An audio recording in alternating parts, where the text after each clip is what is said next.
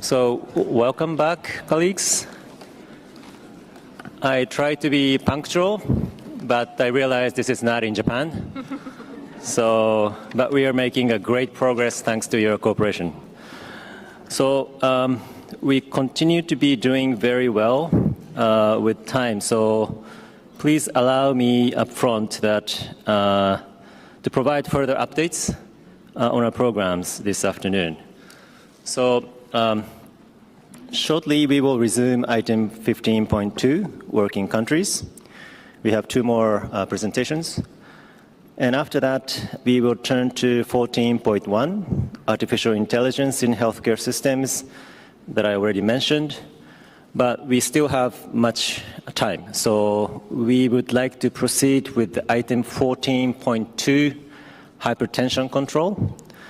And if we still have time, we may be able to also cover 14.3, safer surgery.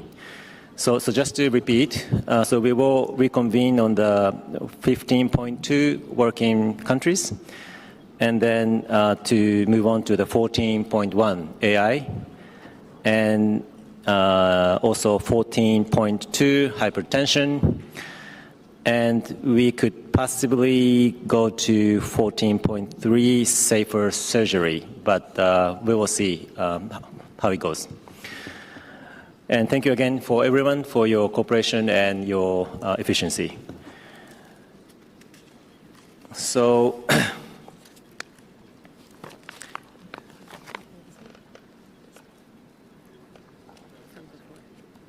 okay.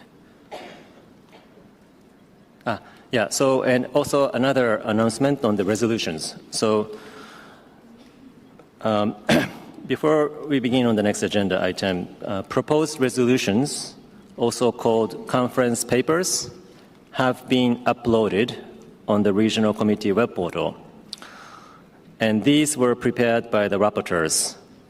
So thank you, rapporteurs, for the hard work. And we will consider the proposed resolutions first thing tomorrow morning. So just to repeat, those conference papers, including proposed resolutions, are already on the web portal of the regional committee, and then these are already available. And we will consider those proposed resolutions first thing tomorrow morning, Thursday morning. Okay, so we will now resume our consideration of agenda item 15.2, the work of W.H.O in countries, document WPR/RC76/9. So may I call on the Secretariat to continue the deliberations, please?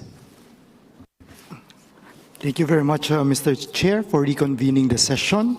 Now, let's invite the Department of Health and Social Affairs, Federated States of Micronesia, to share an update on recent developments in the country.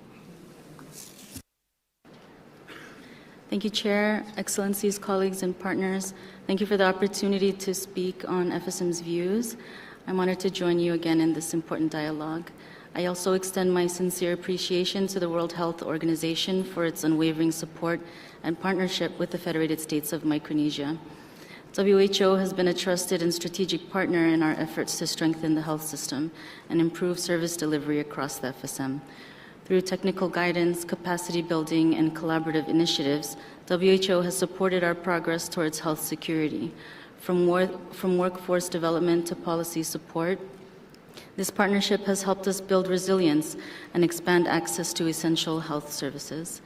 Non-communicable disease is a shared crisis. Cardiovascular conditions, diabetes, cancer, and mental health disorders are now the leading causes of death in the FSM. The burden is staggering. 1 in 2 adults age 30 will not reach 70, and 60% of all deaths are due to NCDs. Women are disproportionately affected, with 59% of female deaths linked to NCDs. Access to care remains limited. In Pohnpei State, only 21% of people with hypertension and 11% with diabetes accessed care last year.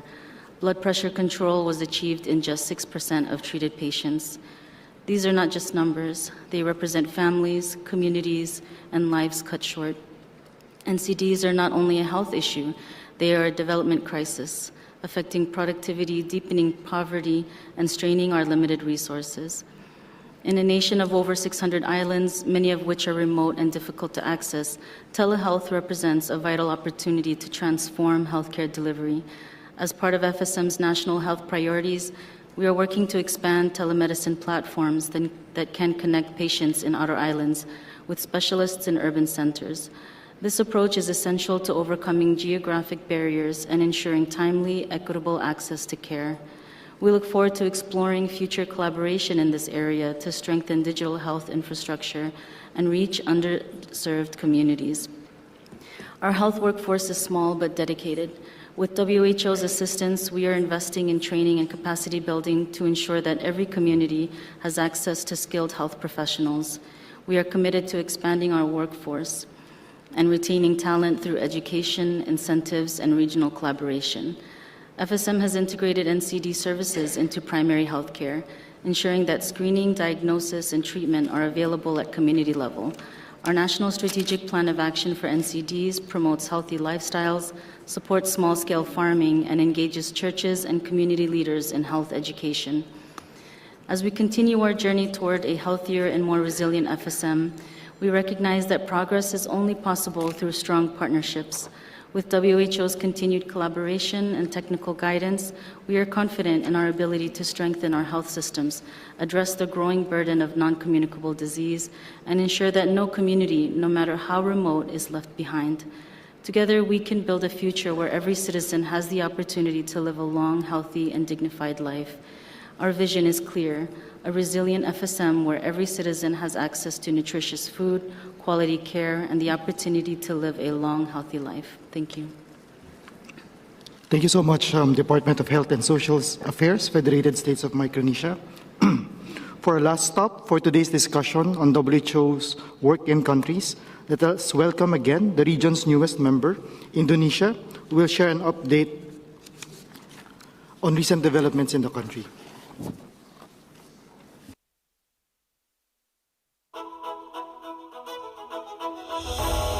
Home to over 200.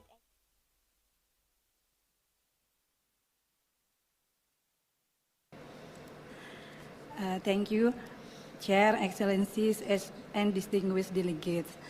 Indonesia wishes to convey its sincere appreciation to the World Health Organization for its unwavering support and partnership in advancing our national health agenda.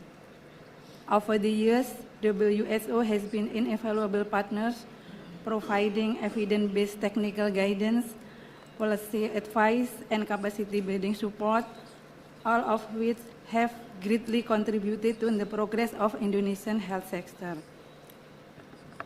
Since 2021, Indonesia has been implementing a comprehensive health system transformation. Our goal is clear: to build a stronger, more equitable, and more resilient health system for all Indonesians. To guide this effort, we have developed the National Health Sector Master Plan, or RIBK 25-2029,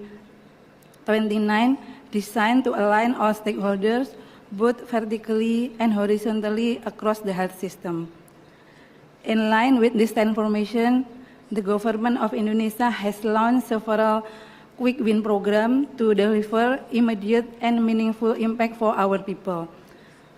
First, the free health screening program for all citizens implemented through three main approaches. Birthday-free health screening carried out according to the life cycle at community health center and private clinics. Health screening for school-aged children and adolescents carried out during the new academic year in August, and special screening for pregnant women and toddlers. This massive initiative aimed to raise public awareness about the importance of preventive care, helping identify risk factors, detect pre-disease conditions, and diagnose illnesses early. So far, nearly 45 million people have participated in this program, with the highest participation among adults. More information about this program is available at Indonesia's display area just outside this plenary hall. Second quick win, we are upgrading Class D and D Pratama Regional Public Hospital to Class C, ensuring that people across region have access to better and more comprehensive health services. And third quick win, that we are strengthening effort to achieve 90% tuberculosis case detection by 2025, while also improving treatment initiation and success rate. Chair, Excellencies, and distinguished delegates, the World Health Organization has played an essential role in supporting this transformation. Following Indonesia's reassignment to Western Pacific region, our Ministry of Health Polytechnics has been designated as a new W.H.O collaborating center for midwifery and nursing education and development. With W.H.O support, Muhammadiyah has also become Indonesia's first internationally recognized W.H.O certified emergency medical team, a proud milestone for our country. Together with W.H.O, we continue to make progress in malaria elimination through community-based intervention in Kalimantan and Papua, cross-border collaboration with Timor-Leste, and effective responses to policy outbreak. As our regional director often reminds us, together we can go far. Indeed, our partnership with W.H.O has enabled Indonesia to move forward with determination and confidence. Some of the achievements will be featured in the short video to follow. Finally, Indonesia reaffirmed its strong commitment to continue working closely with W.H.O and all member states in the Western Pacific region to build health systems that are resilient, equitable, and people-centered, that truly leave no one behind. Thank you.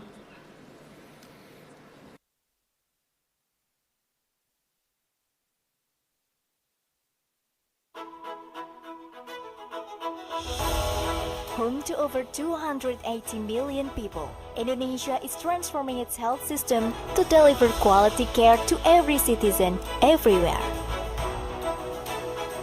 With WHO support, Indonesia is advancing health through evidence-based policies, technical expertise, and capacity building. Indonesia's health system transformation has focused on 6 pillars. Primary healthcare transformation,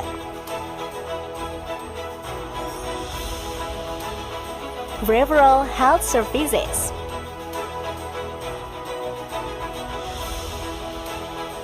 health resilience, health financing, human resources for health, and health technology. This national agenda is strengthening the foundation of our health system, improving service quality, expanding accessibility, and boosting preparedness for future public health emergencies.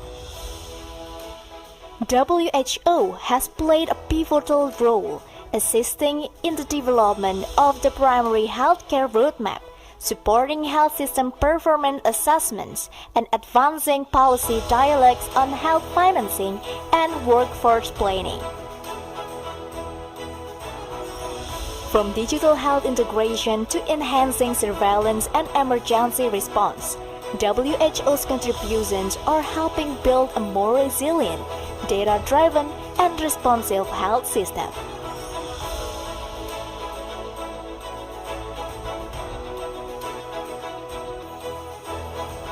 To accelerate impact, Indonesia launched quick win programs, maternal and child health, immunization, and strengthening primary care. WHO ensures these efforts align with regional and global goals, accelerating progress toward universal health coverage and the Sustainable Development Goals. Indonesia remains committed to strong collaboration with WHO and fellow member states in the Western Pacific region, working together to build resilient, equitable, and people-centered health system that leave no one behind. Together for Healthier Indonesia in partnership with World Health Organization.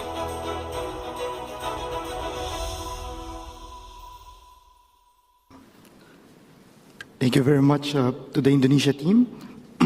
Honorable Ministers, distinguished delegates, as you can see, we have had another productive year and have accelerated our implementation of the vision.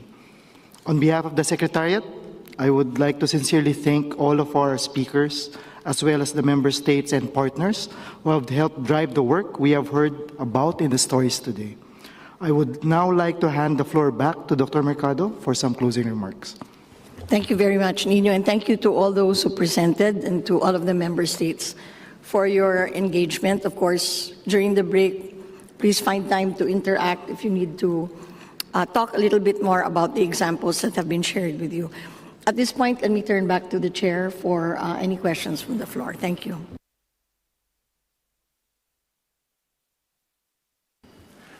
Thank you, Secretariat, and then thank you, countries, for the very rich presentations again. So we will now hear from representatives who wish to speak on this item. And please indicate your wish to speak by clicking the big button on your microphone. Just to reiterate that you have 3 minutes for member states.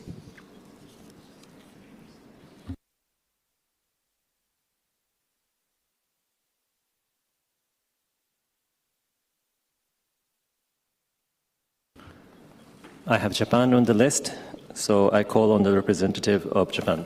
Thank you. Thank you, Chair. We would like to express our appreciation to the Secretariat and their member states for its report and update on the progress of the activities. We recognize that strengthening impact at the country level is one of the priorities within WHO's overall efforts. At the 75th Regional Committee meeting last year, Japan emphasized the importance of steadily implementing the evaluation plan for 24-25 to improve the quality of WHO's activities in the Western Pacific region. Regarding this point, the IEAOC reported at PBAC 42nd that each region has a dedicated evaluation officer. Furthermore, at the EB meeting, 157th, the annual evaluation report also addressed the increasing use of evaluation and building capacity for evaluation. We would like to reiterate that this remains a critical perspective across all 3 levels of the organization: headquarters, regional offices, and country offices. We would appreciate an explanation from the Secretariat on the progress and the prospect of the implementation of the evaluation plan for 24-25. While some modification might be justified due to the challenging financial situation faced by WHO, we'd like to reiterate the importance of conducting and reporting regional and country-level evaluations in a reliable manner. This will strengthen the impact of WHO's activities, particularly at the country level, and ensure their continuity. I thank you, Chair. Thank you, Japan. I now call on New Zealand to be followed by China. Tēnā, thank you, Chair. New Zealand notes with appreciation the report on WHO support for countries and areas. In particular, we appreciate the work on country cooperation strategies as an effort to align WHO's work with other agencies and partners operating at country level and in line with country needs.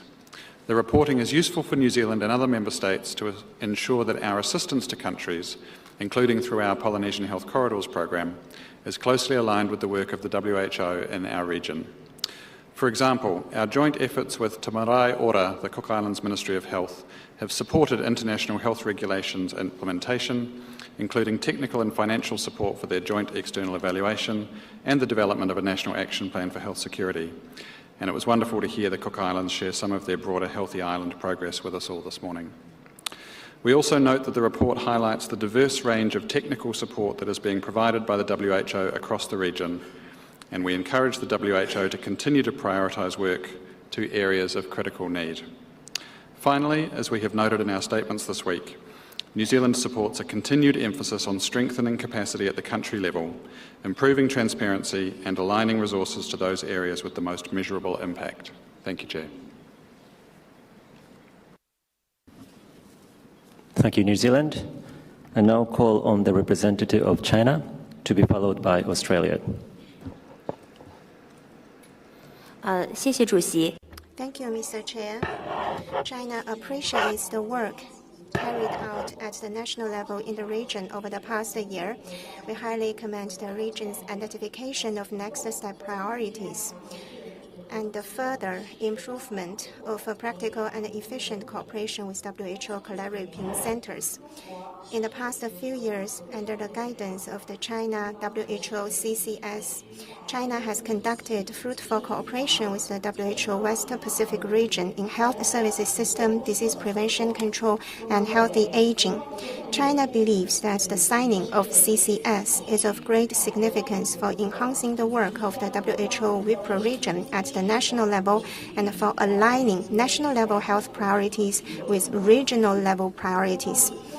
China also hopes to see that the region could sign CCS with more countries in the region in its future work, so as to carry out more targeted health cooperation with countries and jointly safeguard regional health security.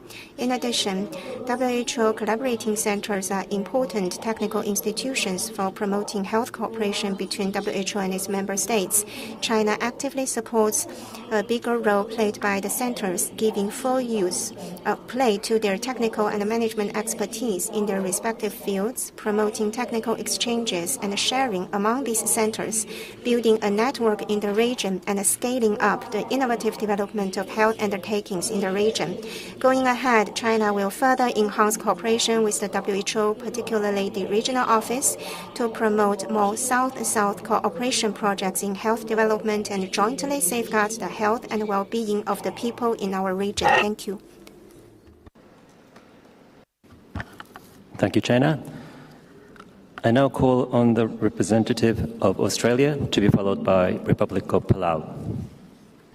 Thank you, Chair.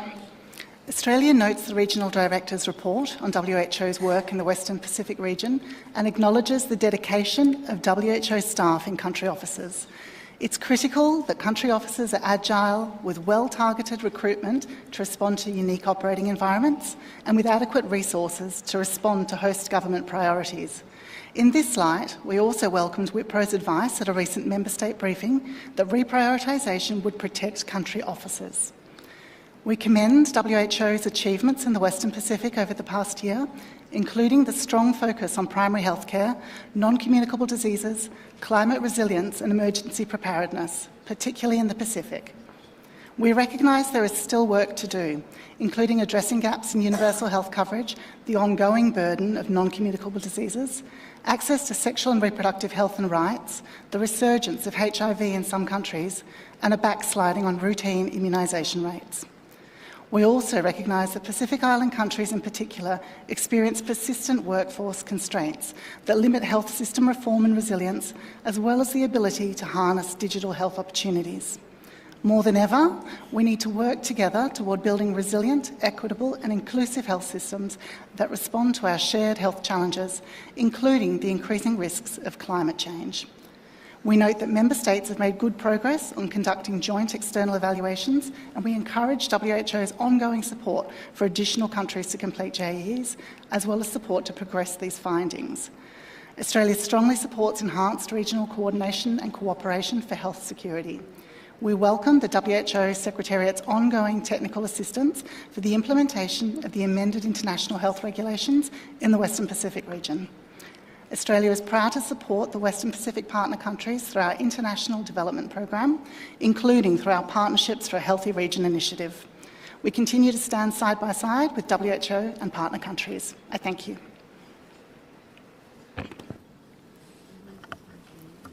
Thank you, Australia. I now call on Republic of Palau, please. Honourable Vice Chair of this 76th Regional Committee meeting, Regional Director Dr. Pukala, distinguished delegates, ladies and gentlemen. It is a great honor and a privilege to deliver these remarks on behalf of our government and the people of the Republic of Palau. Firstly, I would like to express gratitude to our regional director and the W.H.O for the successful upgrade of the former CLO office in Micronesia to a full representative office. We are already seeing so much positive change and major improvements in the turnaround time of our requests, the delivery of technical assistance, and much more.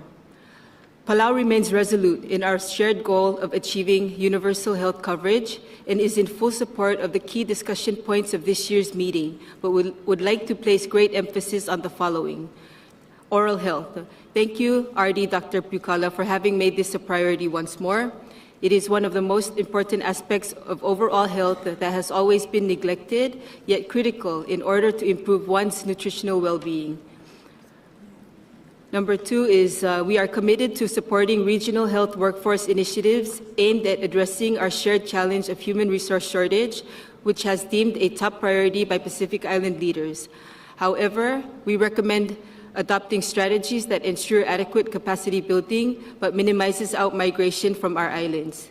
As fittingly described by the RD himself, our strategy should be to train our health workforce well enough for them to leave, but treat them well enough that they don't have to.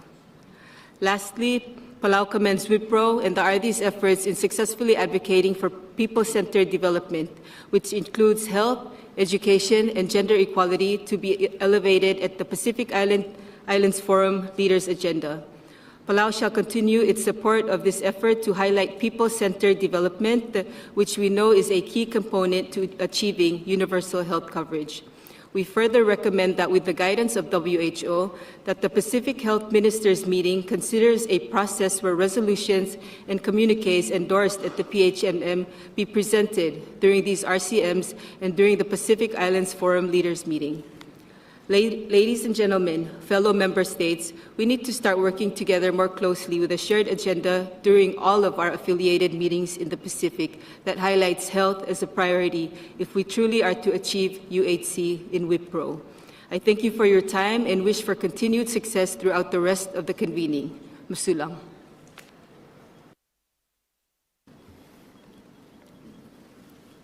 Thank you, Republic of Palau.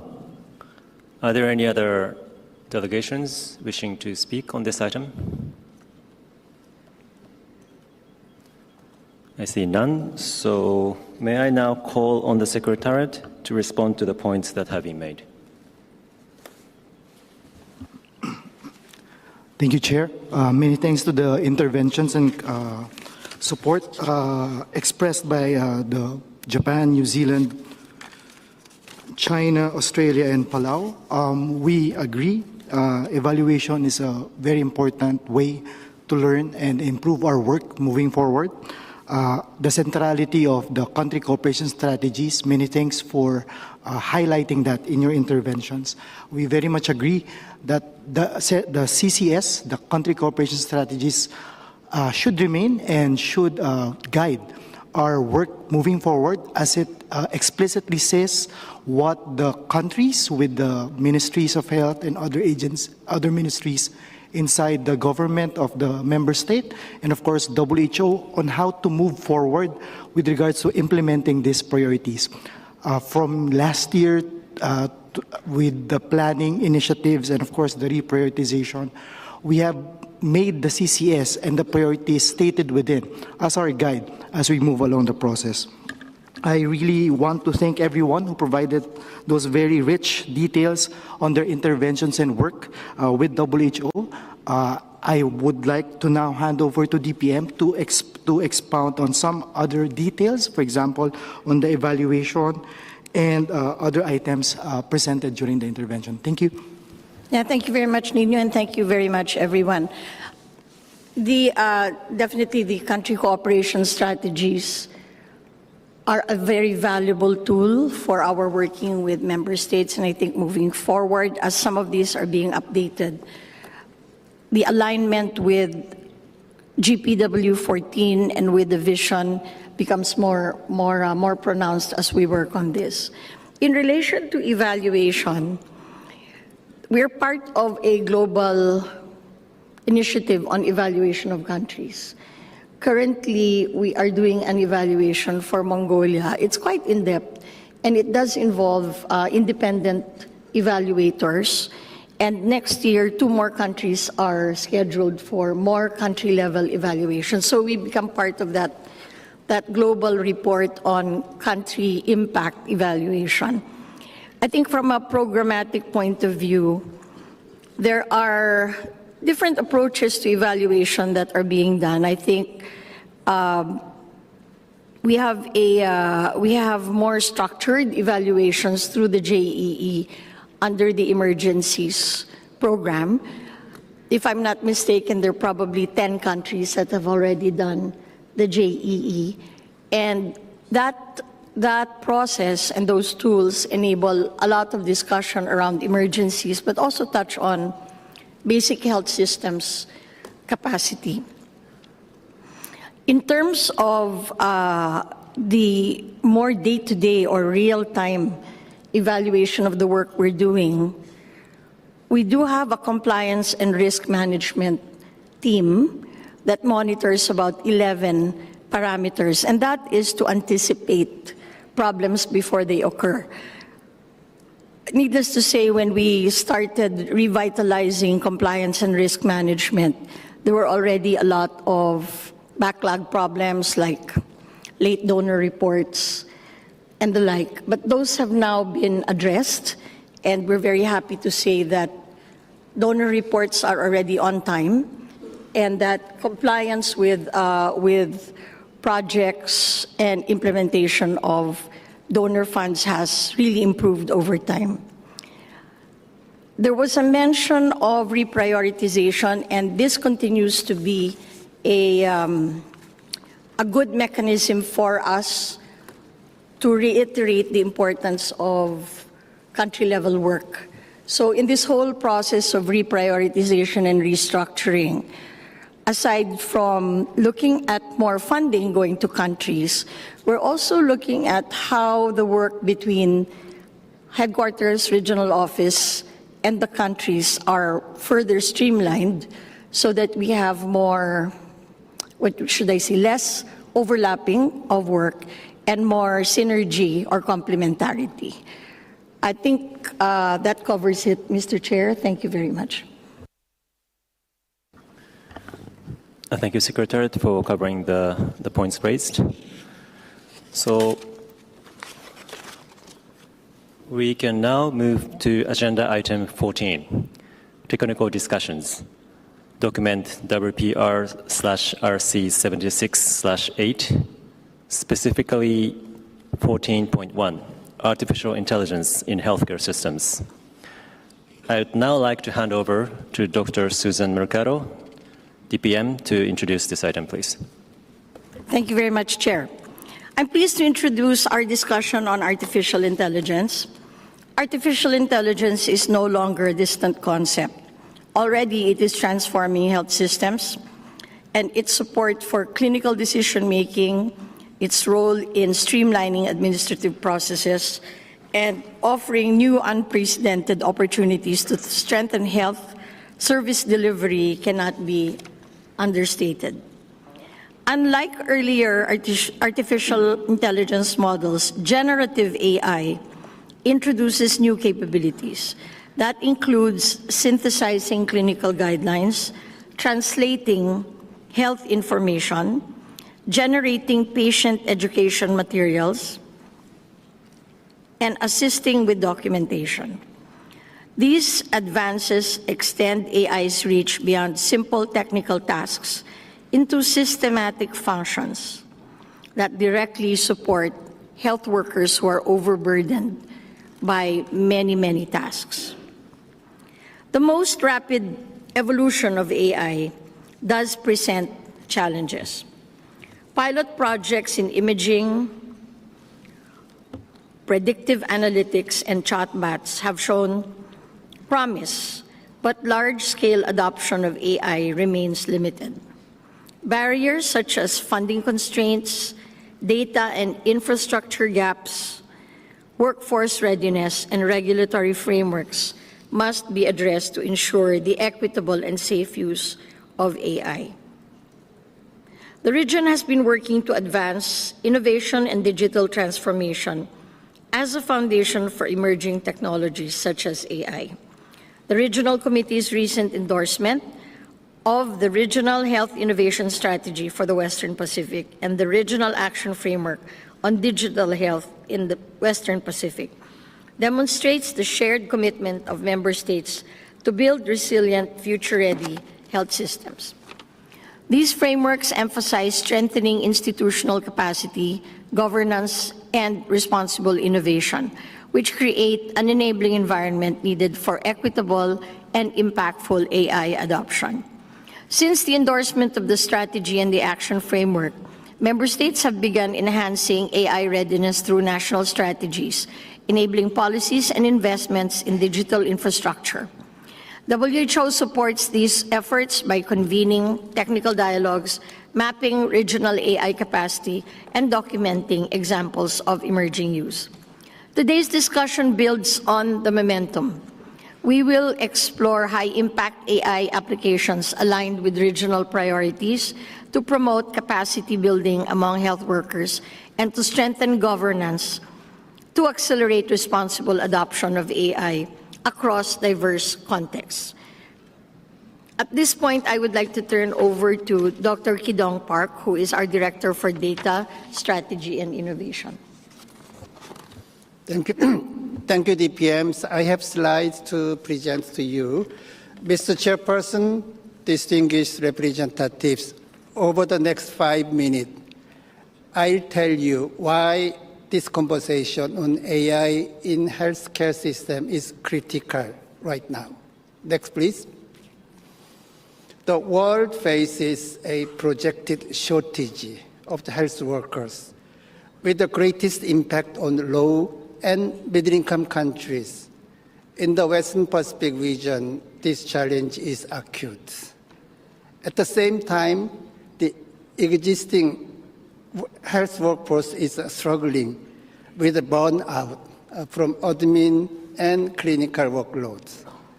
Further, many health workers lack adequate skills to deliver quality care.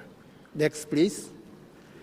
The big questions are how to gain efficiency, how to standardize care quality, and how to improve patient experience and outcomes, especially in low-resource settings. Next, please. To address these challenges, countries are exploring AI transformation. AI is already in real-world workflows. Allow me to share a few examples here. Malaysia developed Dr. Matar, an AI tool to detect diabetic retinopathy, enabling early detection, improving access, and better outcomes. Singapore developed an AI buddy to assist emergency call takers, reducing over-triage and improving response times. Next, please. New Zealand endorsed AI-powered ambient scribe tools to ease documentation burdens. China introduced a generative AI model into hospital systems for admin efficiency and decision supports. Next, please. The rapidly maturing AI technologies have brought opportunities and pressure to healthcare systems. The lesson is transformation is inevitable. Health authorities should be ready for the transformation. As AI has emerged as shared political priority, domain-agnostic national AI strategy will be needed. As evidence on health system level impact of AI remains limited, it is encouraged to generate evidence for validation through deployment. As recent experience suggests that generative AI may offer a chance to bypass chronic infrastructure constraints. It is encouraged to prioritize the solutions that can leapfrog in low and middle-income country setting. Next, please. Second lesson is the earlier healthcare system get prepared, the smoother the transformation will be. The Regional Health Innovation Strategy for the Western Pacific endorsed at the 74th Regional Committee provides guidance on AI transformation in health. Those include strengthen AI governance and create the vision and the mission for AI in healthcare, building capacity for AI innovation, increase investments to catalyze AI innovation, measure impact of the AI use case throughout the AI life cycle to ensure value, safety, and effectiveness of AI tool in real-world setting. Next, please. WHO is committed to support countries through this journey towards AI transformation. Some planned activities are platform for regional dialogue and convergence on AI governance, public sector capacity building program for responsible AI adoption, governance, and regulation, catalog for high-impact use cases for health equity, and expert network for regional guidance. Next, please. A lot can be done in the next 5 years to make AI to supplement healthcare workforce, give them time, and relieve their loads. The regions shall collaborate and do it together. I believe today's technical discussion will facilitate regional collaboration on AI transformation in health. With that, thank you. Over to Divya. Okay, so what we planned for these technical discussions was to have a few member states share their experiences, and we have some questions to ask them and have more of an informal discussion. However, if you'd like to make interventions, you may, press on the button and tell us that you want to ask a question or so. But we have more limited time for this, I think, maybe about an hour for every topic. So at this point, we would like to, I'll turn you back to Dr. Hidong to call on our two countries that are going to share their views with a little more depth. Thank you. Thank you. We have two countries prepared for share the experience further in details in this forum. May I first invite China to share China's journey and then experience.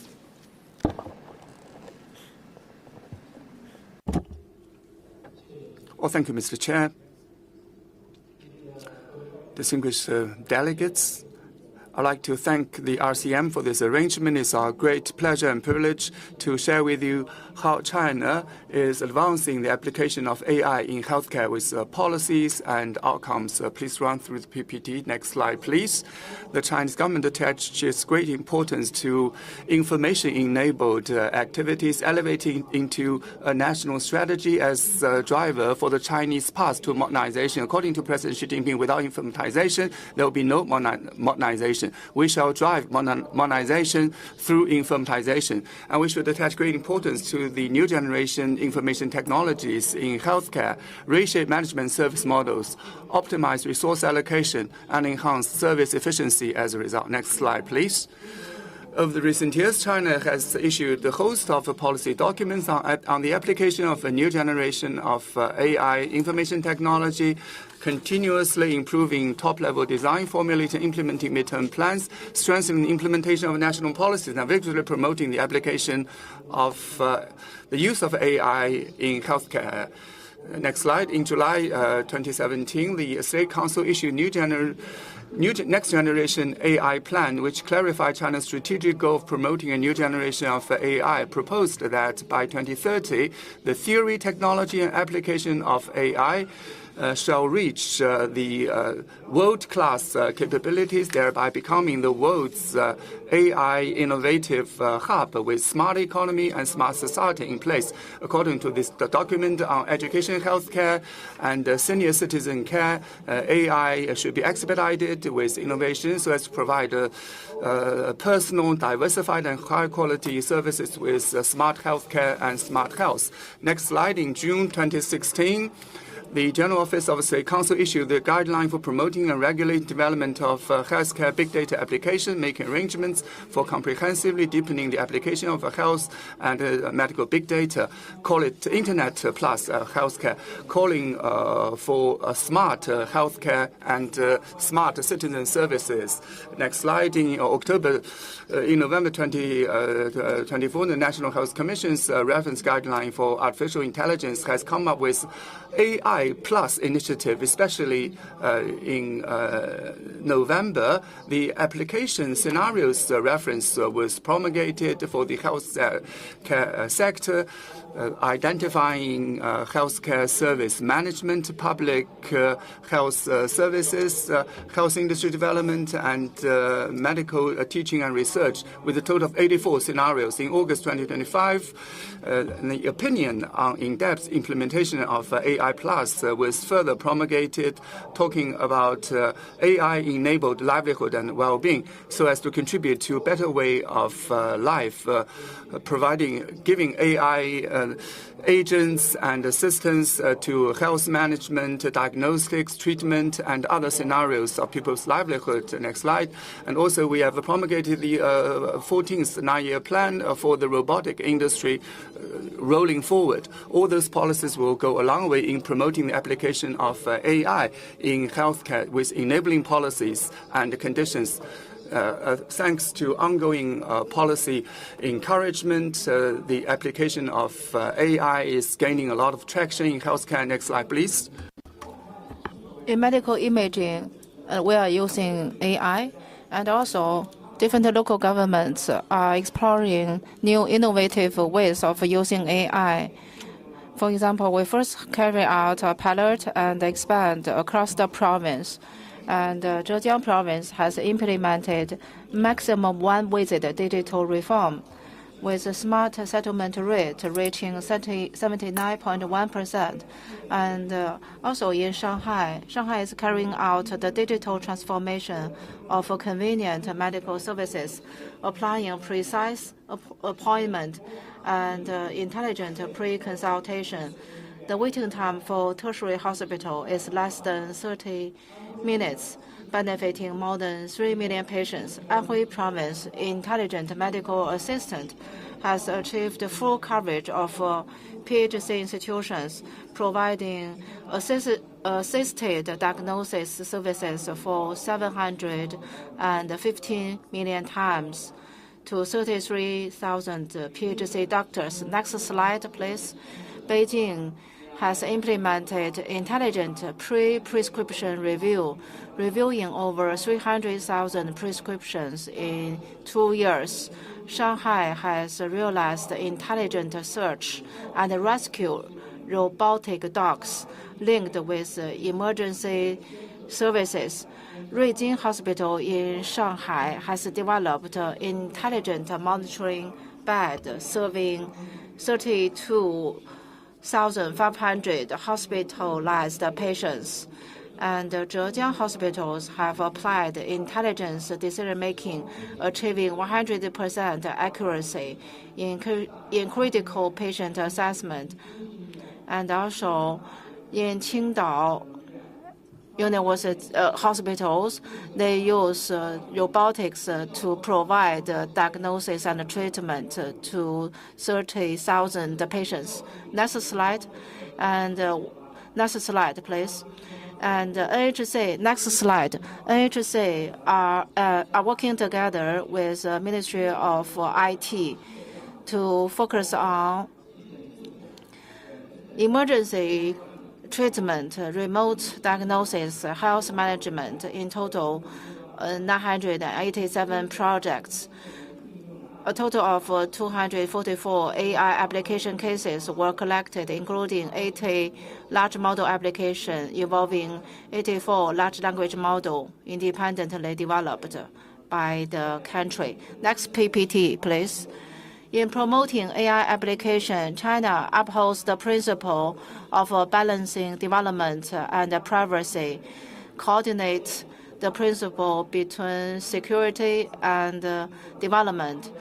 And we have enacted cybersecurity law, data security law, personal information protection law.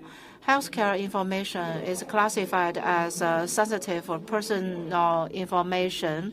It is specified that upon informed consent, when it is highly necessary, we can handle those private information with the prior consent of a patient. Medical institutions shall strengthen data security management by implementing data generation, transmission, storage, utilization, sharing, and dissemination according to regulations. That's all for my introduction. And China pay high attention to openness and sharing. And we are active in sharing our healthcare achievements. We welcome W.H.O regional member states come to China to have exchanges on AI, and we support W.H.O region's actions and commitments. We support the region in promoting AI's application in healthcare sectors so as to contribute to the building of a health community for all. Thank you.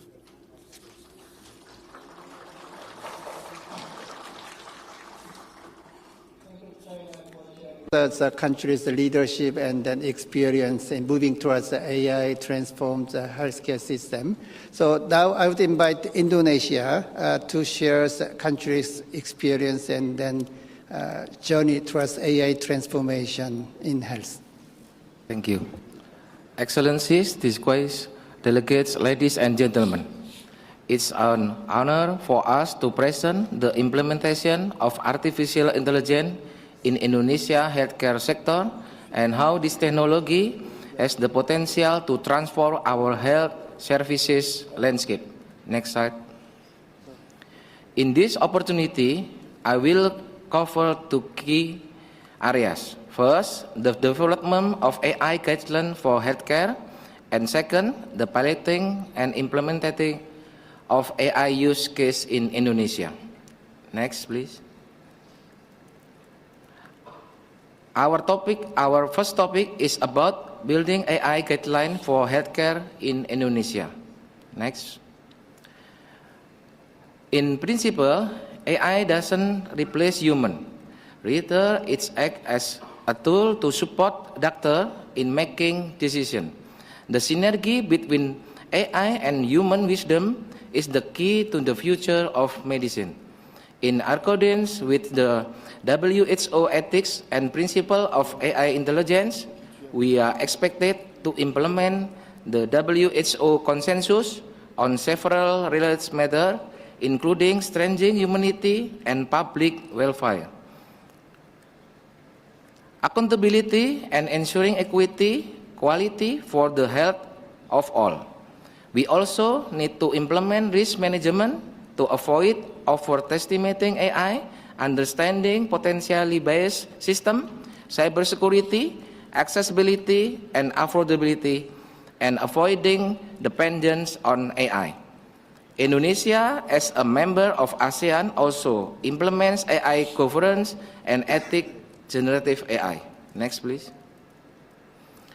The second topic is about piloting and implementing AI use case for image, large language model, and genomic in Indonesia. To accelerate AI adoption, the Minister has taken several strategic steps.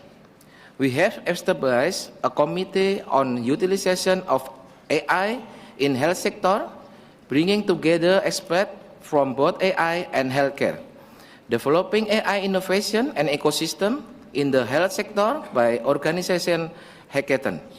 We also increase awareness and encourage the use of AI in the health sector in Indonesia. And we contribute to development and refinement of Indonesia AI Roadmap 2025-2029. Next, please. Indonesia has implemented various AI solutions in the healthcare sector to improve service and efficiency of the domestic healthcare system, like AI agent-based call center, diabetes screening chatbot, AI for anatomical pathology, EMR with speak recognition, AI X-ray detect lung cancer, AI-based telemedicine. Next. Our first example is AI call center agent in Indonesia hospital with 24/7 multilingual support. This agent can handle registration, scheduling, and patient inquiries automatically. Hospital use Yellow AI have seen up to 70% shorter call waiting times and 35 higher patient stratification. A strong indicator of AI impact is on service efficiency. Next. In Indonesia, also has implemented speak recognition based EMR to improve service and efficiency of the healthcare. The AI transforming how doctor document patient information with tool developed by algorithm AI. Physician can speak naturally during consultation while AI transcribe structure medical notes in real time. This reduces documentation time by up 45% and help reduce burnout, allowing doctor to focus more on patient. Next.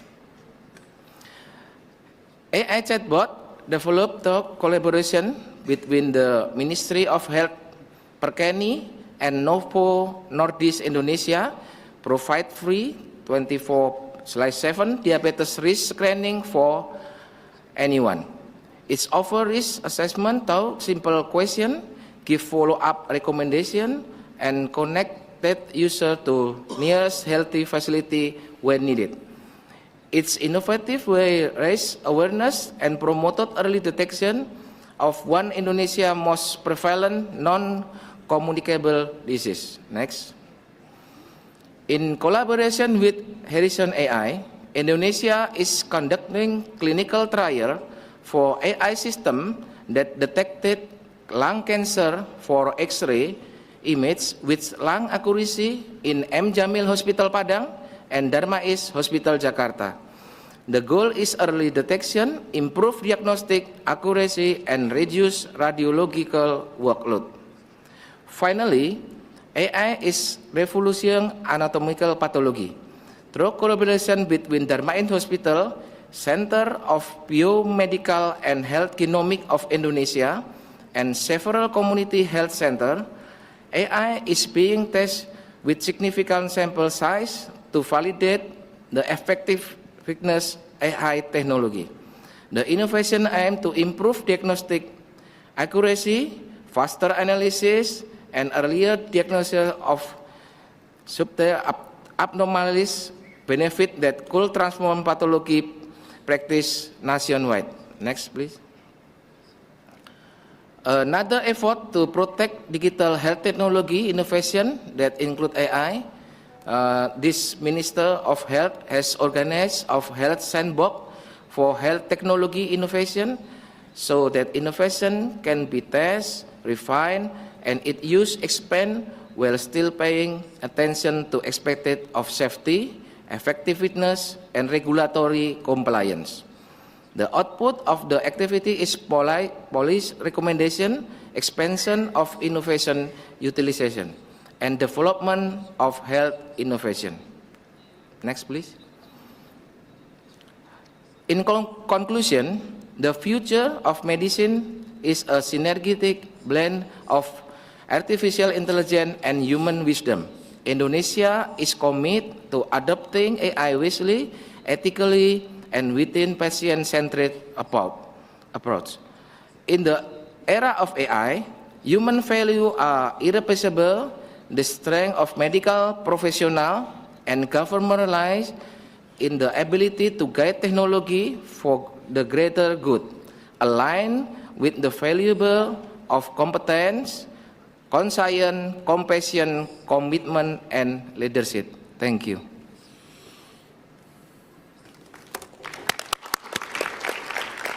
Thank you, Indonesia, and then also thanks again to China for sharing very concrete AI use case being deployed in the country under the guidance and the leadership of the national strategy and then the government leaders while adhering to ethical principles and protecting personal information and then cyber security. Here, I hand over to Dr. Susan Mercado for further moderation. Thank you. Okay, thank you very much.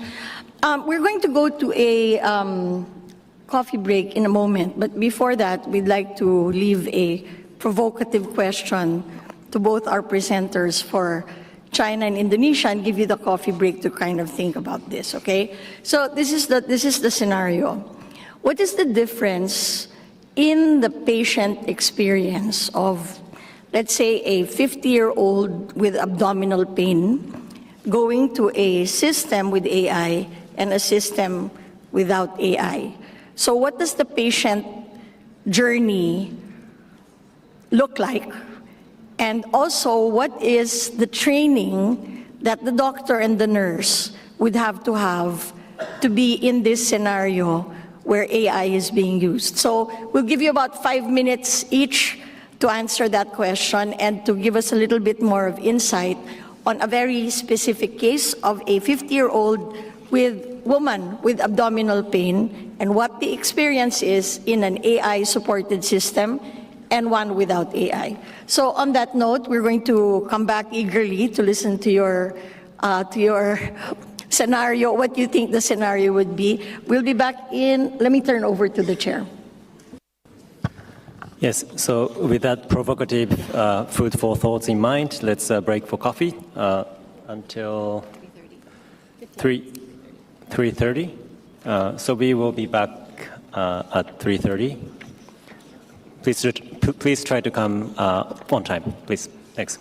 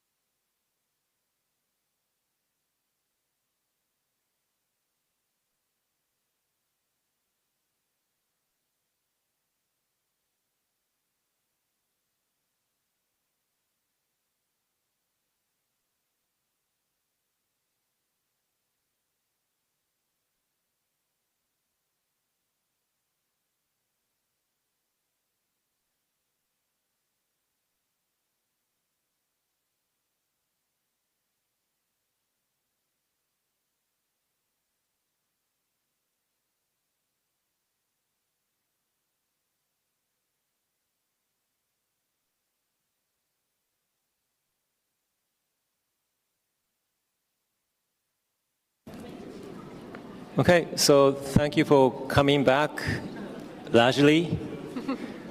And so,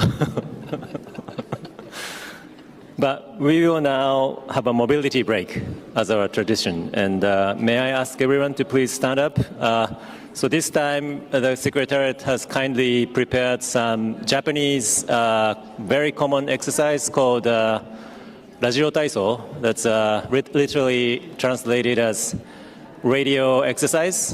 And this is the most common exercise that all the elementary school kids learn at school, and even the aged people. So this is one of the secrets to our longevity. So let's do it.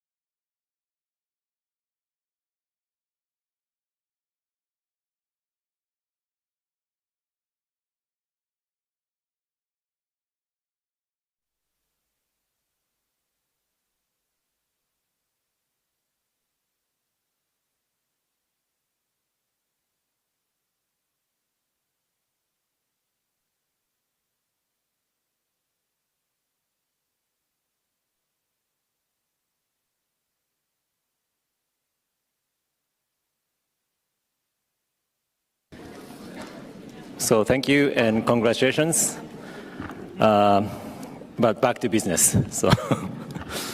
So before reconvening the AI deliberations, I would like to remind you all to please speak slowly and clearly into the microphone. This is very important for the interpreters. Thank you very much. And now we can resume our consideration of agenda item 14.1, artificial intelligence in healthcare systems, to be followed by 14.2, hypertension control. So I would now like to hand over again to Dr. Susan Mercado, DPM, to continue the considerations of this item. Thank you. Thank you very much, Chair.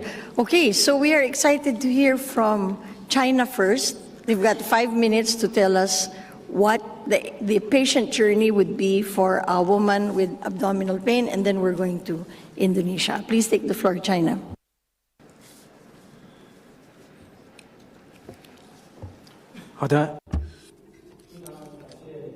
Well, thank you very much for the question. AI is rapidly transforming the entire world. Its application in various industries and scenarios is multiplying, especially in healthcare. It is one of the most important frontiers for AI application.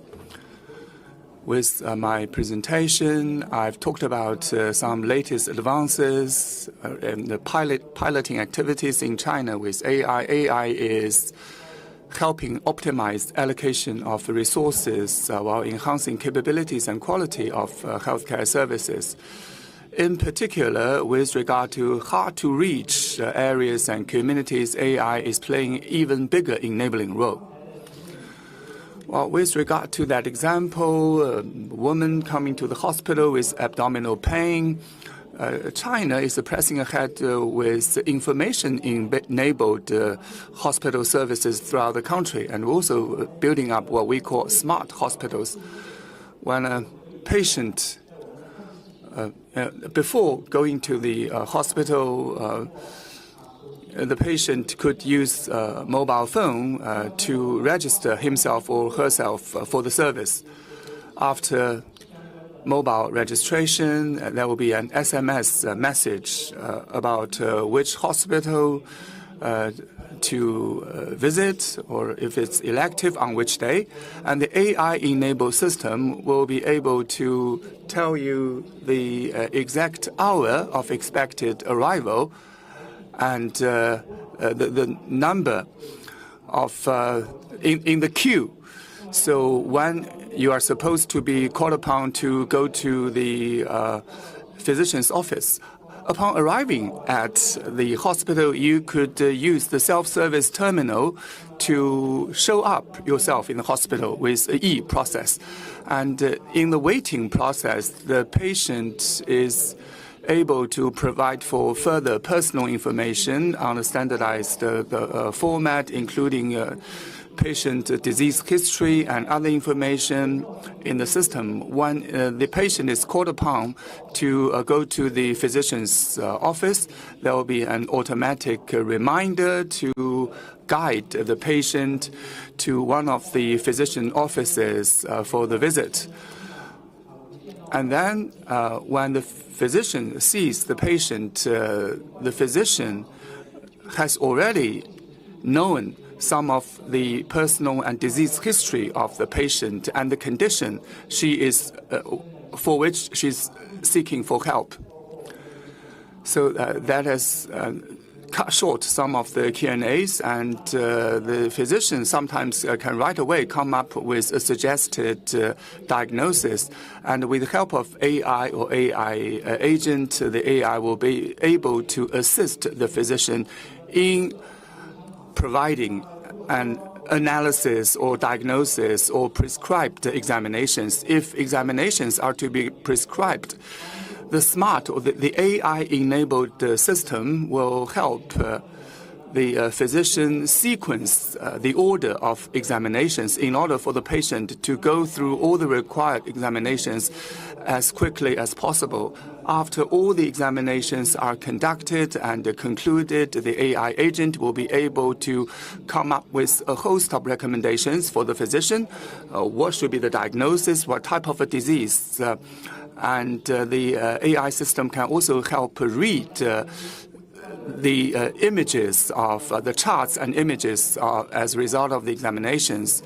After all the examinations and the diagnosis, we also have smart pharmacy services within the hospital, with which medications will be dispensed to the pharmacy in a smart way, and after discharge from the hospital, the smart system can help physician follow up with the patient after he or she is discharged from the hospital. So the application of medical AI has profound impact on the entire end-to-end process of care seeking and providing. In particular, for grassroots and hard-to-reach regions, the healthcare workers and patients are enabled and empowered in a very big way by AI. When I shared some of the provincial experiences, for example, in the case of Anhui province, throughout the province, the smart physician assistant system, as it is so called, is being rolled out as a software application. This software application is able to assist grassroots, township, and village physicians in providing more accurate analysis and diagnosis for patients visiting their physician, because he or she has already obtained information like patient history and the special, the conditions from the AI system. So it will shorten the time window for the physician to come up with diagnosis and a prescription for the patient. So thank you very much for listening. I hope that helps. Thank you. China, very impressive and a very interesting way of presenting the application to a particular case. Let's go to Indonesia. Okay. Thank you, Dr. Mekardo, for the surprise question. Let me present an example for real use case of using AI in early detection and screening for suspect tuberculosis. Since we still don't utilize AI for examining patients with abdominal pain. Before we had AI, patients had to go to hospital, get an X-ray, and then wait for a radiologist to read the result. Because of the workload or limited availability of the doctor, this usually took about 1 and 2 hours. So the result we are available right away. Now with AI, we are able to bring this service closer to the community. We use portable X-ray machine with built-in AI, which means we can take up 100 X-ray images with one community at the same time. The AI can instantly analyze those images and provide preliminary results. Portable X-ray with AI help to screen suspect TB patient faster, with process only need 5-10 minutes. This is a major leap for usual process when patients just know that they are contacted TB in hours, if not days. Of course, all of the results are still verified by radiologists to make sure they are accurate, but still better than nothing. Because in some region, we still face lacking of radiologists. So in this case, the use of AI really helps us to simplify the process, speed up diagnosis, expand our reach, and make healthcare service more accessibility for everyone. Thank you. Okay, thank you very much, Indonesia, for that application to a patient case with tuberculosis. Currently, I think we have some interventions from the floor, so I'm going to turn over to Dr. Park. Thank you, Dr. Mercado. So now, may I open the floor for member states if you wish to make intervention, either to answer Dr. Mercado's question or the other intervention if you may wish to WHO to take action.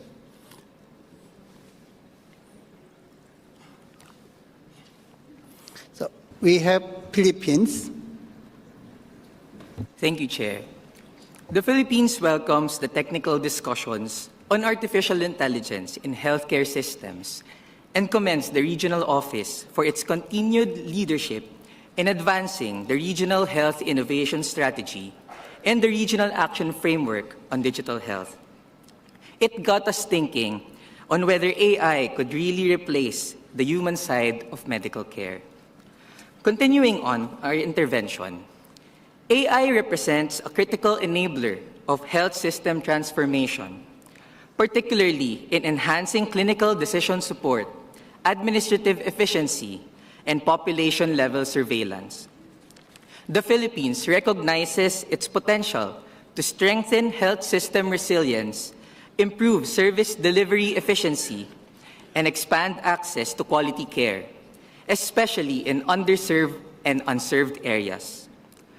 From a policy standpoint, a reliable and ethical use of AI would allow us to generate evidence which would help inform decision-making on national, regional, and global health matters. At the moment, the Philippines is strengthening its readiness for responsible AI adoption through these three strategic directions. First, the development of a national digital health governance framework that includes ethical and regulatory provisions for AI use in health. Second, through a multi-sectoral approach, the enhancement of digital health infrastructure, including the National Health Data Exchange and cloud-based EMR interoperability. Third, the institutionalization of capacity-building programs on AI literacy, health informatics, and regulatory science. The increased utilization of AI helped us make improvements in our healthcare systems. However, with this innovation comes the shared responsibility to employ adequate safeguards to combat health misinformation, potential biases in AI algorithms, and irresponsible use of artificial intelligence in health. The Philippines supports the WHO's call to identify high-impact, scalable AI use cases in line with the 11 priority outputs of the program budget 2026-2027, with emphasis on equitable access, safety, accountability, and human oversight. We look forward to technical guidance from the WHO in the implementation of agile regulatory frameworks and strategies, fostering innovation while considering ethical use and privacy. We reaffirm our commitment to collaborate with WHO and member states in ensuring that artificial intelligence serves as a force multiplier for universal health coverage, and call for collaboration among member states in our shared responsibility on the ethical, responsible, and culturally driven use of artificial intelligence geared towards promoting a better health for all. Thank you. Thank you, Philippines. Now I call on Singapore, followed by Hong Kong, SAR, China. Thank you, Chair. Singapore agrees on the critical role of artificial intelligence in strengthening health systems and advancing equity, which is central to the Weaving Health for All vision. AI's potential to enhance clinical decision-making and efficiency of work processes for healthcare providers makes it a vital tool for our collective progress. Allow me to briefly share our experiences in Singapore. First, we have established a robust governance framework to guide AI use in healthcare. This includes developing clear standards and guidelines for AI developers and implementers to foster trust and reliability in AI solutions, ensuring that AI technologies are deployed safely and effectively across our healthcare system. Second, we are strengthening and building capacity by equipping our public healthcare institutions to experiment and adopt AI in areas that meet their needs. One example is Helix, a common cloud-based data infrastructure which allows for secure sharing of anonymized clinical, socioeconomic, and lifestyle data for data analytics and supports the building and training of AI models for use in public healthcare. This will facilitate the scaling of AI models across public healthcare. Third, Singapore is implementing AI across its public healthcare system. Key examples include increasing the efficiency of medical imaging supported by AIM-SG, which is a national imaging platform that enables public healthcare professionals to validate, deploy, and monitor imaging AI models from different vendors. Another example is in medical documentation, such as ambient AI scribe solutions, to reduce administrative burden and allow healthcare professionals to focus more on patient care rather than paperwork. We believe these efforts align closely with the regional priorities to harness technology, and we look forward to hearing from other member states on how we can advance AI adoption responsibly across the region. Thank you. Thank you, Singapore. Now I call on Hong Kong as SAR China, followed by Malaysia. Thank you, Chair. Hong Kong China recognizes the immense potential of AI in improving the quality of healthcare delivery and achieving better patient outcomes. So in line with W.H.O's visions, one of our major focus is to enhance or further strengthen our regulatory oversight to promote wider adoption of AI. Our regulatory framework is evolving through innovation in 3 ways. First, by streamlining evaluation pathways to ensure timely access to AI-related medical products, including medical devices and pharmaceutical products, and as well as enabling and ensuring safe and quality AI-enabled technologies to be accessible for all.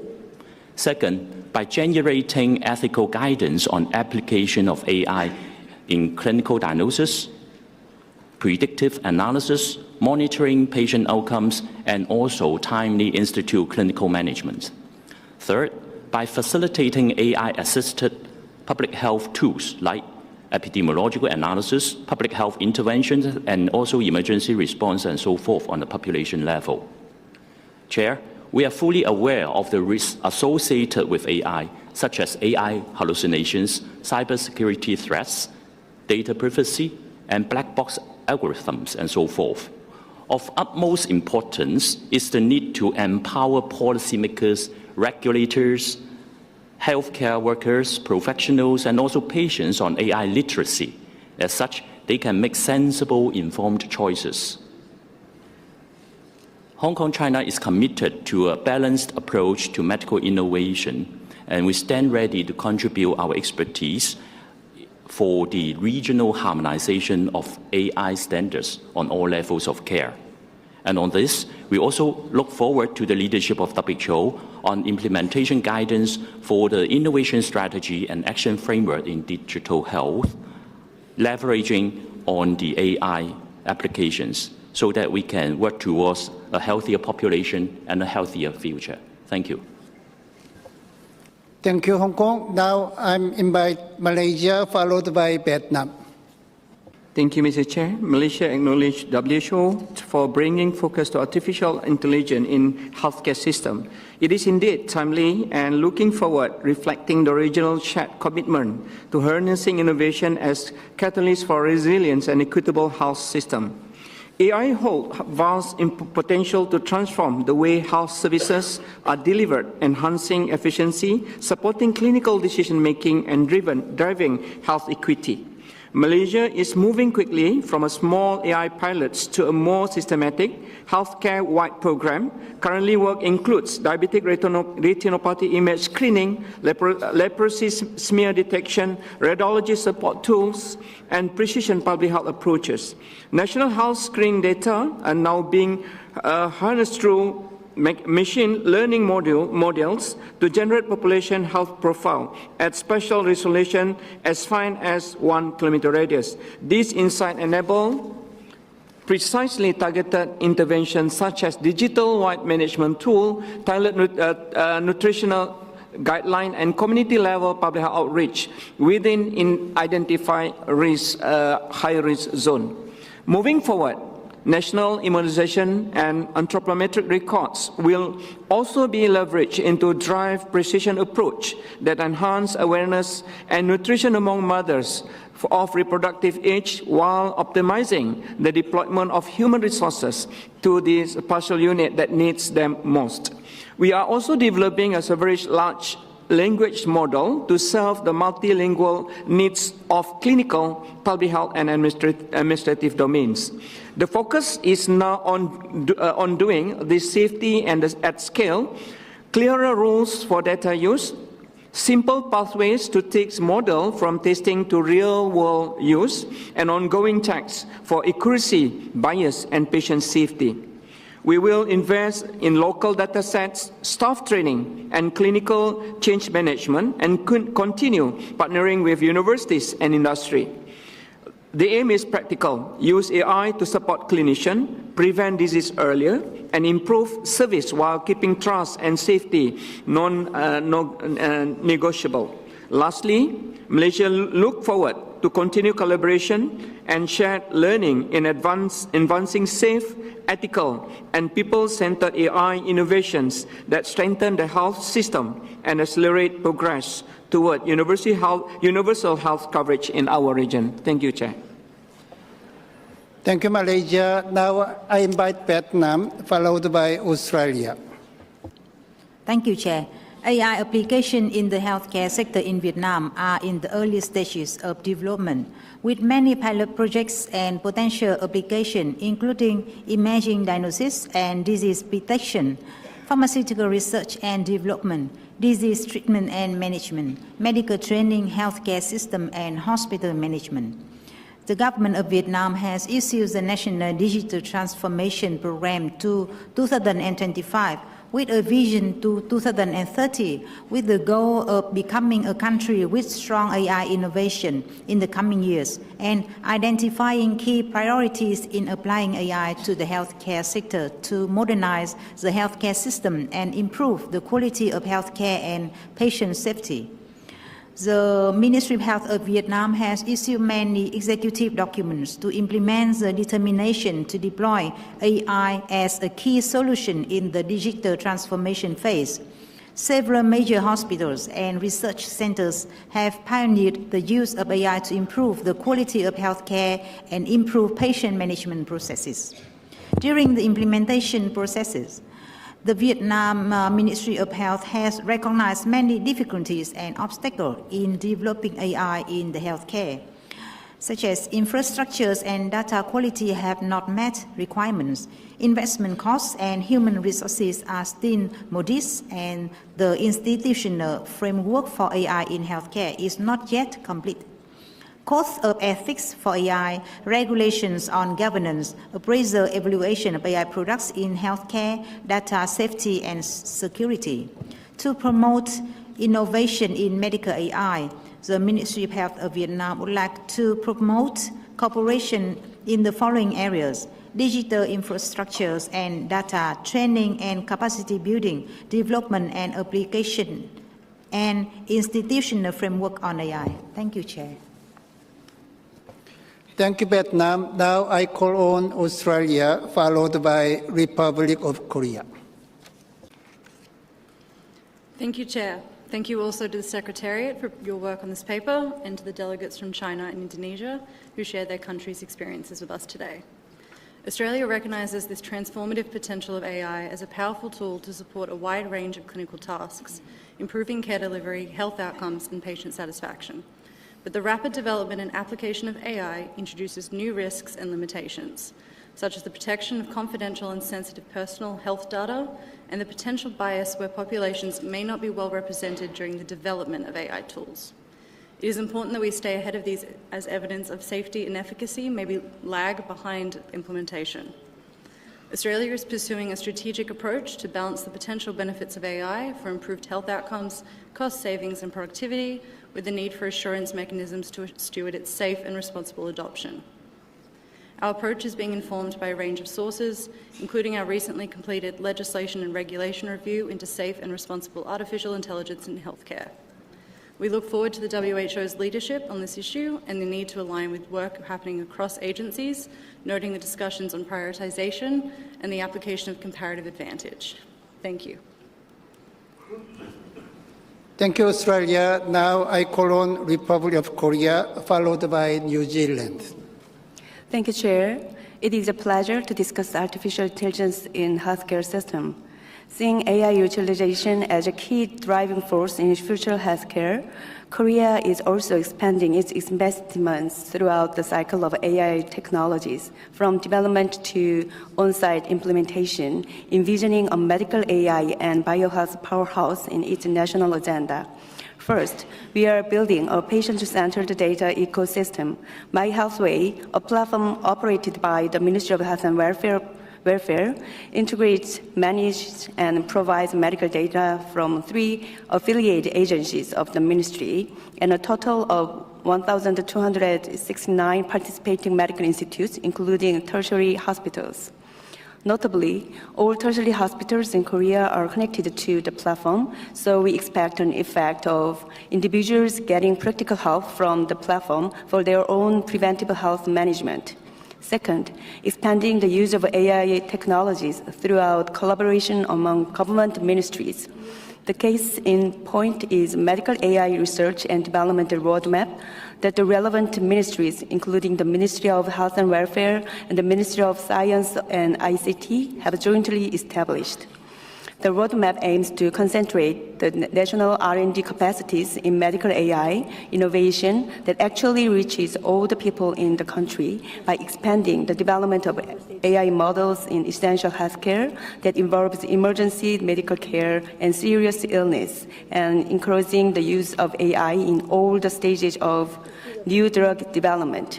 Third, swift and safe innovation in the regulation system. Republic of Korea became the first country in the world to establish guidelines for licensing generative AI medical devices, responding to rapidly evolving AI technology environments. These guidelines suggest clear standards for securing safety and effectiveness throughout the cycle of AI medical devices, from development to post-licensing follow-up management. With this, we are supporting the commercialization of innovative AI medical devices and at the same time building a safety net to ensure people can use them without any worries. In light of our experience, a successful introduction of AI required 3 key pillars, which are reliable data infrastructure, studies that can be applied on clinical sites, and a flexible regulation governance. We would like to actively share these experiences with our member states, contributing to resolving the health issues in the region and a shared prosperity. Thank you. Thank you, Republic of Korea. Now, I have 6 in the list. As I call on New Zealand, followed by Niue. Tēnā koutou katoa. Thank you, Chair. New Zealand welcomes the WHO Western Pacific Region's technical paper on artificial intelligence in healthcare, which clearly articulates both the opportunities and the challenges facing our region. While generative AI is rapidly expanding possibilities for clinical decision support, patient education, and health system operations, most countries, including New Zealand, are still in the early stages of real-world implementation. Fragmented pilot projects remain common, with progress constrained by system readiness, regulatory capacity, workforce skills, and integration into clinical workflows. New Zealand's current approach is closely aligned with the paper's recommendations for responsible, equitable, and scalable AI adoption. We have already established a robust governance framework through a national AI and algorithm expert advisory group. This independent, multidisciplinary group provides oversight of AI and algorithm use in our public health system, ensuring deployments are safe, ethical, transparent, and accountable. We have also developed guiding principles for precision health and technologies such as AI, advocating for solutions that are accessible, safe, and effective, provide good value, and are equitable. These principles ensure that AI will deliver real benefits for all New Zealanders and protect against bias and inequity. Further, New Zealand will regulate software as a medical device under an upcoming medical products bill. This will ensure that software, including AI, that has a therapeutic purpose will be subject to risk-proportionate, intentionally harmonised regulation. This responds to another key theme from the WHO paper. Chair, New Zealand not only fully supports the regional vision outlined by WHO, but is actively putting in place the structures, principles and regulatory pathways needed to move from pilot projects to sustainable system-wide AI adoption. We know that AI has enormous potential to accelerate health gain in our region and our world, but is not without risk. We look forward to working with regional partners to advance the safe, equitable and effective use of AI in healthcare and sharing progress on our collective journeys. Thank you, Chair. Thank you, New Zealand. Now I invite Niue, followed by Japan. Thank you, Chair. Niue commends the Regional Director and Secretariat for their forward-looking efforts to move beyond traditional health approaches, and I'm grateful for the presentations and the interventions made thus far. Without a doubt, AI is reshaping healthcare across the Pacific, offering new opportunities to improve diagnostics, enhance access to care, and strengthen outcomes for our people. The advancements are so rapid, it's hard to keep up. But as with any powerful tool, we must use AI wisely. Without care, it can reinforce the very inequities we are looking to close through biased data, lack of transparency, and the limited representation of Pacific peoples in training systems. For Niue and the wider Pacific, our approach must be ethical, inclusive, and culturally grounded. This means ensuring data sovereignty, Indigenous data sovereignty, digital protections and security, so that our people retain control over their genetic and health information. It means investing in digital literacy, building a workforce ready for the next generation of healthcare delivery, and accounting for those without mobile phones, data, or both, especially in times of disaster. Niue recognises that while large-scale digital systems may be out of reach for small nations, we can still move forward in meaningful, practical ways. Our focus is on context-specific solutions that reflect our realities and values. We are actively embracing AI in education to give our teachers that very precious gift of time. It is part of our Niue National Digital Strategy and our ICT Policy 2023 to 2030. These frameworks aim to build a digitally inclusive society, addressing workforce and curriculum gaps, and strengthen health and wellbeing education.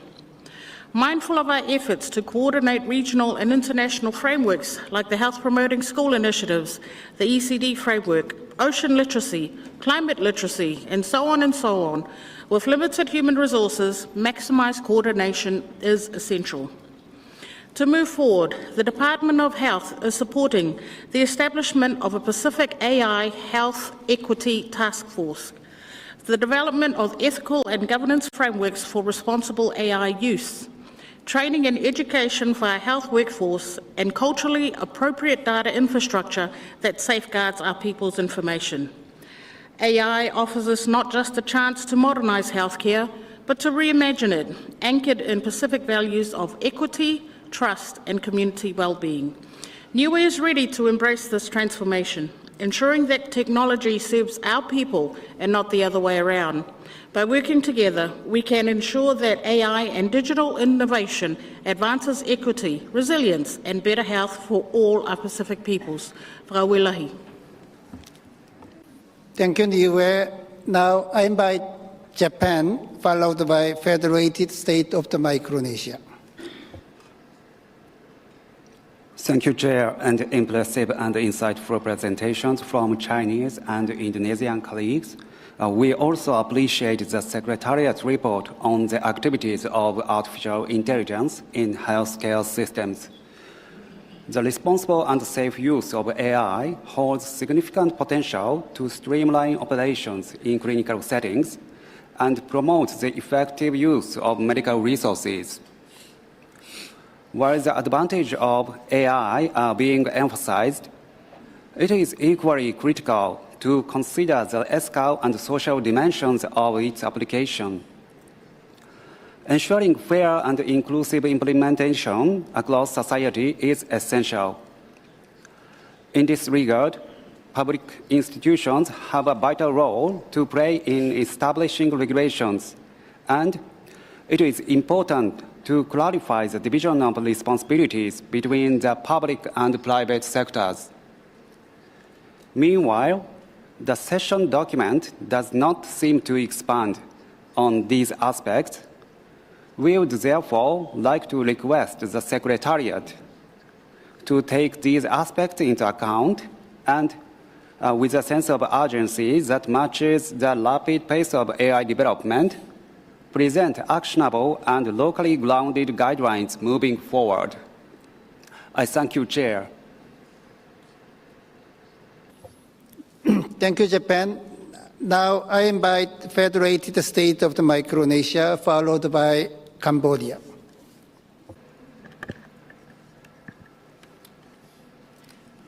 Thank you, Chair.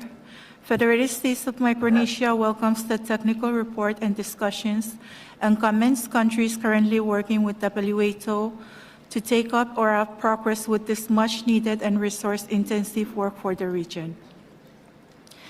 Noting the positive impacts that generative AI can contribute to health systems, FSM recognizes our current inability to assess, validate, and govern this technology responsibly without the needed systems readiness, regulatory capacity, and workforce experience to implement AI technologies and solutions. FSM will continue to support and rely on pioneering countries to continue this AI implementation and adoption to further the region's digital health transformation and innovation under the Regional Health Innovation Strategy for the Western Pacific and the Regional Action Framework on Digital Health in the Western Pacific. FSM will continue to work with other member states and WHO to continue upholding AI as a regionally shared political priority agenda, follow documentation on AI integration into health systems and evolving regulations and policies for AI adoption, participate in regional dialogue on AI and conform to reviews and assessments of AI implementation capacity. FSM fully supports the implementation and integration of generative AI into health systems, but would recommend this work for countries who are ready and capable to implement, manage, and govern this technology. The actions proposed for member states are well noted, and FSM welcomes the flexibility of the proposed actions, which can accommodate member states like FSM's current digital infrastructure and capacity, which again can't at this stage implement AI technology and solutions as recommended through this technical report. That said, FSM still commits to join other member states in implementing these proposed actions to their relevancy to FSM's current setting and capacity.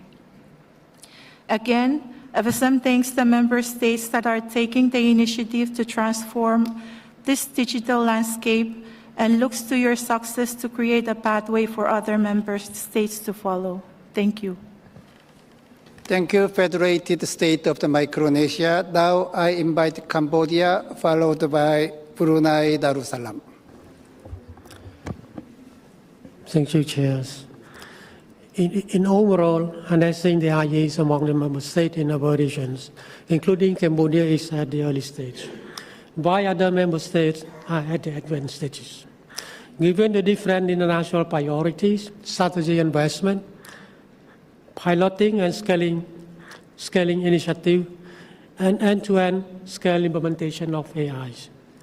Cambodia has been infrastructures, a basic technological foundation for years, with the ongoing effort to building the digital literacies and developing technical and legal frameworks on data and privacy protections and cybersecurity, such as drafting the national AI strategies, as informed by the assessment report on the current status and the future trend of the AI landscape in Cambodia, and AI readiness assessment report supported by UNESCO. The Digital Health Strategy 2026-2035 developed by W.H.O with the support from the WHO country and the regional office, provide the roadmap for developing Cambodian digital health ecosystems, including harnessing AI in health, evolving determining how AI solutions should be utilized to improve accuracy and efficiency of the medical diagnosis and identify potential health risks and preventive measures for public health interventions. AI progress and spread provide new and significant problems for the technologies, humanity, and citizen life in general. There is widespread agreement with legislative guidelines and safeguards and ethics are needed for the use of AI and machine learning in healthcare. But before effective legislation can be developed, there must be a consent on the technology, vision, and goal. Finally, I wish to learn more from both China and Indonesia on how to ensure that the developed AI tool is used consistently by practitioners in their daily clinical practices. And last, I noted that there is a global guidance document, such as AI for Health, the WHO Global Health Strategy 2022-2025. In this regard, I would suggest that whether we approach our Secretariat to consider to develop the comprehensive AI frameworks for our regions to guide the responsible development and deployment of AI technology and foster a trusted AI ecosystem across our regions and enhance our regional collaboration, including data and knowledge sharing, capacity development, multidisciplinary and multi-country research, innovation and development work. I thank you. Thank you, Cambodia. Now I invite Brunei Darussalam, which is the last in the list of the member state request intervention. After that, I have one request from non-state actor. Thank you. I'll try to be brief. AI has the potential to transform healthcare delivery, particularly for us small states with a limited health workforce. Brunei Darussalam has laid a strong digital foundation through platforms such as our BruHealth 5.0 and our centralized digital intelligence center, which already enables real-time monitoring of over 50 infectious diseases. AI-driven tools such as Selena Plus for diabetic retinopathy screening and predictive analytics in disease surveillance highlight our commitment to embedding innovation into everyday health practice. As we advance towards our national 2030 vision, Brunei Darussalam is cognizant that the integration of AI into healthcare must be responsible, ethical, and sustainable. To ensure responsible adoption, Brunei Darussalam has strengthened its data governance through the gazetting of the Personal Data Protection Order and the development of the Ministry of Health's data governance policy. The Ministry is also developing AI guidelines for health, guided by international best practices and aligned with the forthcoming national AI guidelines. Henceforth, Brunei Darussalam aligns its national digital health initiatives with the WHO Regional Health Innovation Strategy and the Regional Action Framework on Digital Health. We welcome WHO guidance on practical implementation, including capacity building, support, best practice frameworks, and monitoring tools, particularly tailored for small states. Standardized global guidelines on AI ethics, safety, and interoperability, as well as WHO-facilitated knowledge sharing platforms that link AI innovation with health system strengthening, climate resilience, and universal health coverage would further accelerate meaningful adoption. Through self-collaboration, Brunei Darussalam believes AI can be harnessed by all and not just a privileged few, as well as not merely as a tool for efficiency, but as a transformative enabler of resilient, equitable, and sustainable health systems. I thank you. Thank you, Brunei Darussalam. So with your permission, I would invite representatives from International Federation of the Medical Students Association, which is officially recognized non-state actor of WHO. IFMSA, you have floor. Honorable Chair and distinguished delegates, the International Federations of Medical Students Association, or IFMSA, recognize the transformative potential of artificial intelligence, or AI, in strengthening healthcare systems across the Western Pacific region. From enhancing diagnostics and treatment planning to optimizing efficiency and expanding access, AI holds promise to reshape the future of health. However, without safeguards, it risks deepening inequities, undermining patient safety and widening the digital divide. The rapid adoption of AI is outpacing ethical standards, regulatory frameworks, and workforce readiness. Algorithmic bias, poor data governance, and lack of transparency threaten to erode trust, while limited digital infrastructure risk leaving behind rural communities, indigenous peoples, and small island development states. We welcome the launch of the Global Initiative on Digital Health, or GIDH, as a platform to strengthen governance, promote interoperability, and align resources across WHO regions. On behalf of 1.5 million medical students worldwide, IFMSA calls upon the WHO and the member states to, first, embed strong ethical and legal frameworks to ensure AI in health is transparent, safe, and accountable.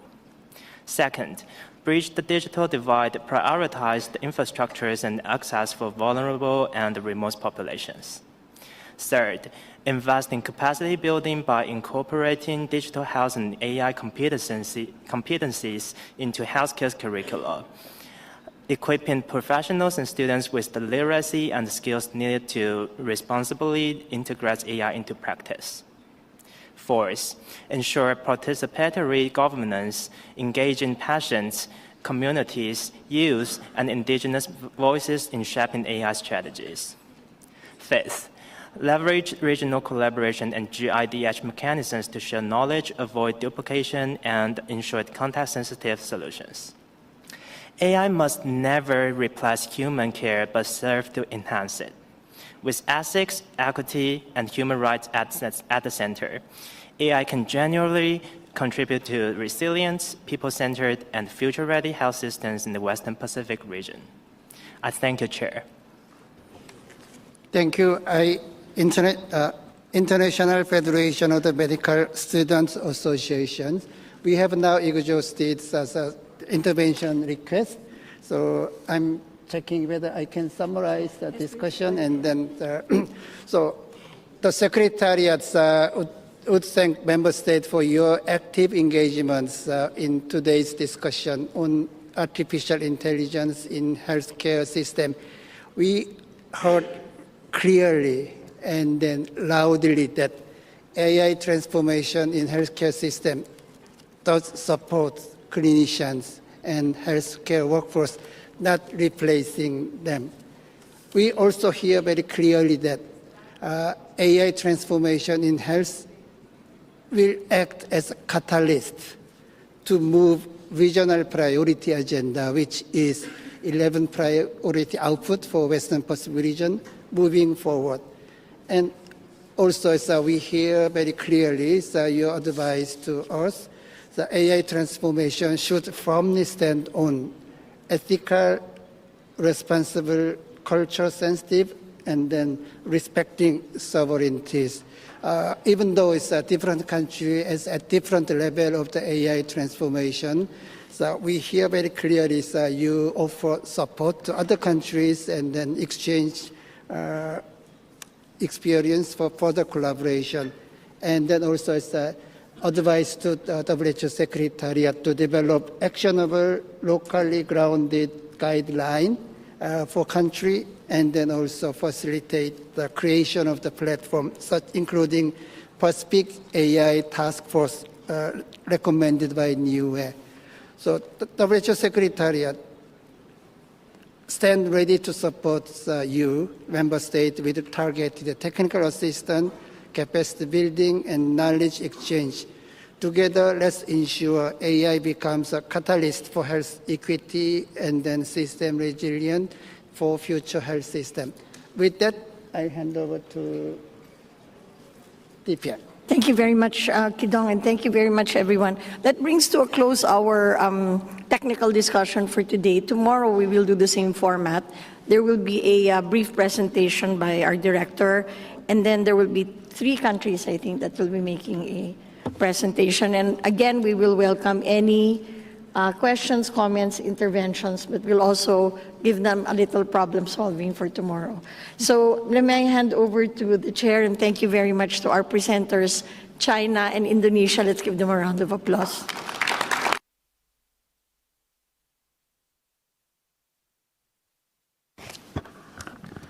So thank you very much, Dr. Mercado, Dr. Park, and all of the panelists for very lively discussions. So we were going to go to the next session, but since this item took more time than we expected, which is a good thing, so we are now basically ending today's session because we have progressed a lot compared to the original plan. And so we have now reached the end of today's session. So thank you for bearing with me to cover for the real chairperson, Honorable Minister of Health of Fiji. And so we will reconvene tomorrow at 9 o'clock in the morning after the informal so-called caucus meeting. But I would now like to invite the Director of Administration and Finance, Dr. Tamas Landes, to remind us of the details. Thank you very much, Mr. Chair. The rapporteurs' meeting today will be held in the Sigatoka room, where it was held yesterday.